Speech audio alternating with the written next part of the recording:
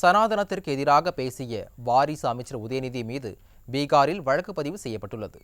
இது பற்றிய கூடுதல் தகவல்களை தலைமை செய்தியாளர் ஜெயக்குமாரிடம் கேட்கலாம். ஜெயக்குமார், வணக்கம். உங்களுடைய விவரங்கள். வணக்கம் மார்ஷல்.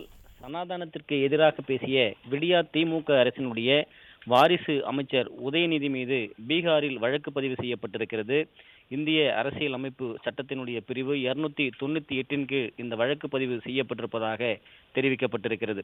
சென்னையில் நடைபெற்ற தமிழ்நாடு முற்போக்கு எழுத்தாளர் சங்கத்தினுடைய சனாதன ஒழிப்பு மாநாட்டில் கலந்து கொண்டு பேசிய வாரிசு அமைச்சர் உதயநிதி ஸ்டாலின் சனாதனத்தை எதிர்ப்பதை விட அதை ஒழிக்க வேண்டும் என்று பேசியதோடு கொசு, டெங்கு காய்ச்சல், மலேரியா, கொரோனா போன்று இதனை எதிர்க்கக்கூடாது, ஒழிக்க வேண்டும் என்று மற்ற மதங்களை புண்படுத்தும் விதமாக பேசினார். இந்த விவகாரம் ஒட்டுமொத்த இந்தியாவையே உலுக்கியிருக்கிறது. பல்வேறு மாநிலங்களில் விடியா திமுக அரசினுடைய வாரிசு அமைச்சர் உதயநிதி ஸ்டாலின் மீது வழக்குகள் பதியப்பட்டு வருகிறது.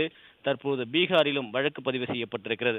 ஏற்கனவே உச்சநீதிமன்றம் கடும் கண்டனங்களை தெரிவித்திருக்கிறது. எந்தெந்த மாநிலங்களில் வழக்கு பதிவு செய்யப்பட்டிருக்கிறதோ அந்தந்த நீதிமன்றங்களை நாடி அதற்கான நிவாரணம் தேடிக்கொள்ள வேண்டுமே தவிர உச்சநீதிமன்றத்தை நீங்கள் நாடக்கூடாது என்று தெளிவாக குறிப்பிட்டிருக்கிறது. இந்த நிலையில் உச்சநீதிமன்றத்தை நாடி நிவாரணம் கோரியதில் அதில் உச்சநீதிமன்றம் தெளிவாக குறிப்பிட்டு ஒரு கொட்டு வைத்திருப்பது குறிப்பிடத்தக்கது.